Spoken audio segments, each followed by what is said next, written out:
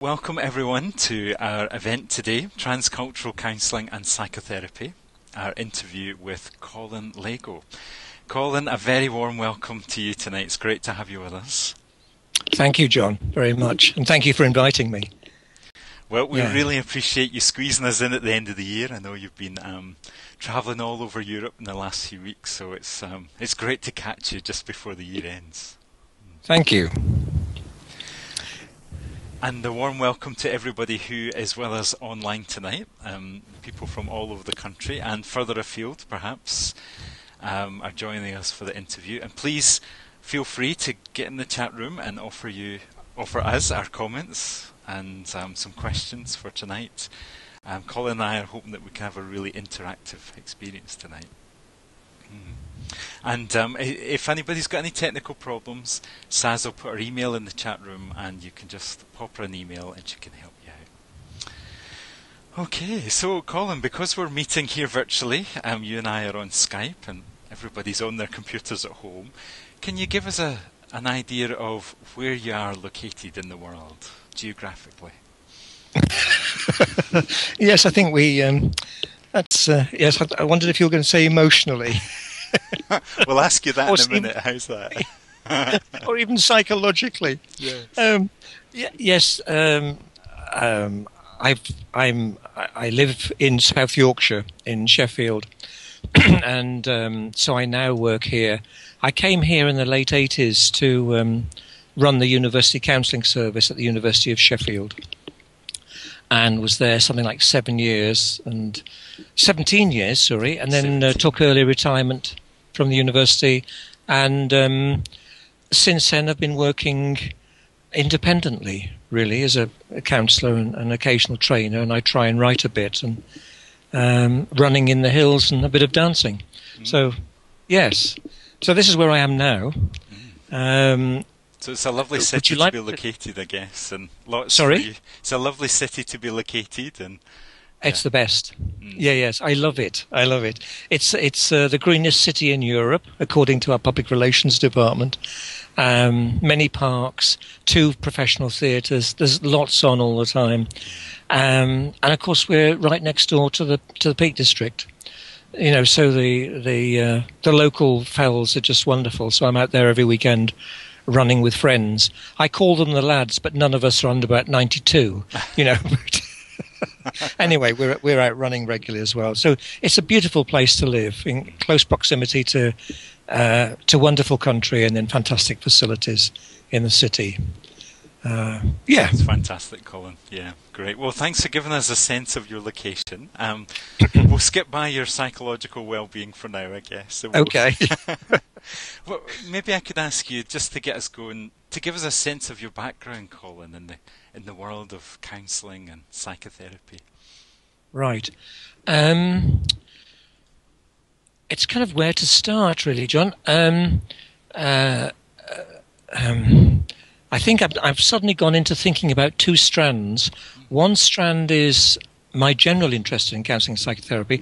I'll start with that, and if I'm clever enough and remember, and not boring anybody, I'll come back to also, I suppose, my interest in the particular realm of counselling across diversity as well. I guess both of those interests started off very young in me, but in a more formal sense, in terms of starting counselling, in the 60s, I'd moved schools, we moved areas, just in Britain.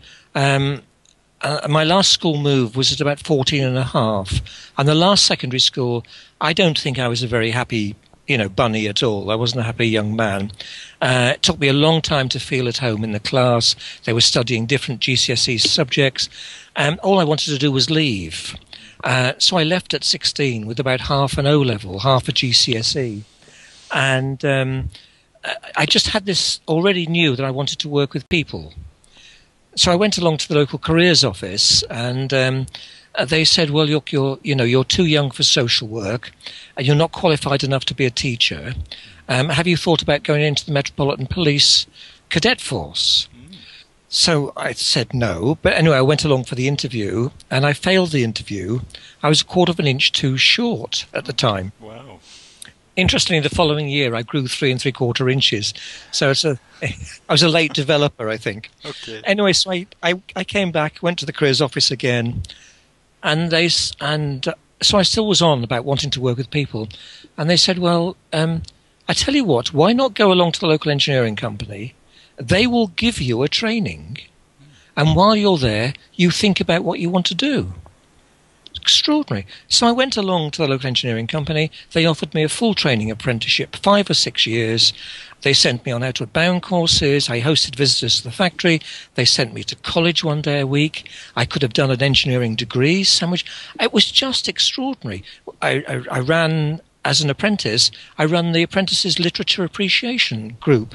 So one afternoon a week, we had a tutor who came in. We sat around in boiler suits and greasy fingernails and discussed Romeo and Juliet.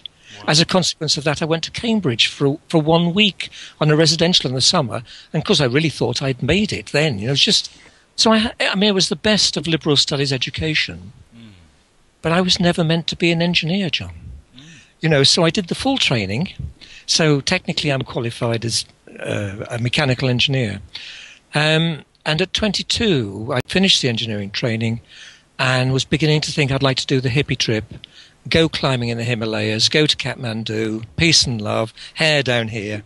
Okay. And anyway, I was going out with a girl at the time, and her father, who worked in a school, came home one evening and just said, the youth worker at the school has got some vacancies. I think you'd be quite good at that, just 2 nights a week.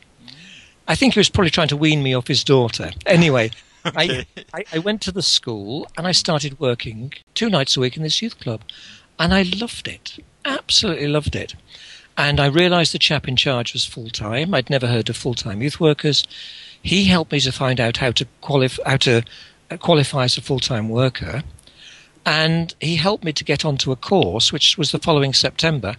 And in those days, youth work training was just a 1-year diploma. So I did a 1-year diploma in Leicester and became a full-time youth worker. And then worked in the extended East End of London for about 5 years. I hope this is not boring people, but you could imagine working in the East End of London in youth work. My hippie-length hair began to thin quite quickly with the strain, but I loved the work. And through that work, of course, occasionally I was exposed to young people saying, Colin, I've got a bit of a problem. Sometimes their parents saying, Colin, I've got a bit of a problem. And so I went on 1 or 2 introductory courses to counselling run by what was then the Marriage Guidance Council, now known as Relate.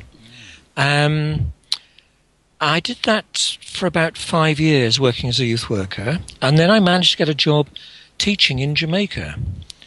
And it was to teach outdoor pursuits, because part of my youth work I'd started getting little teaching qualifications in climbing, sailing, canoeing and so on. Yeah.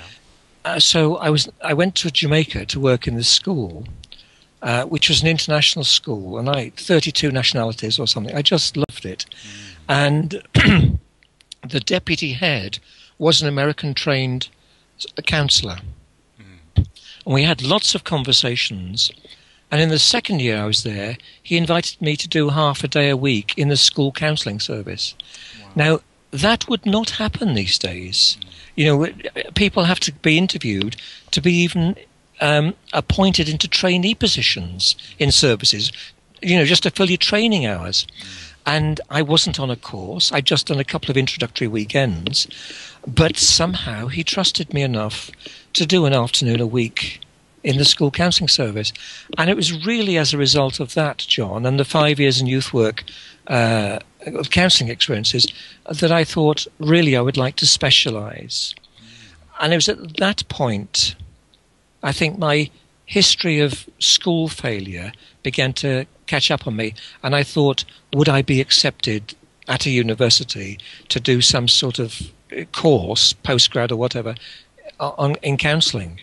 And that had been my anxiety. Anyway, I applied from Jamaica and was accepted,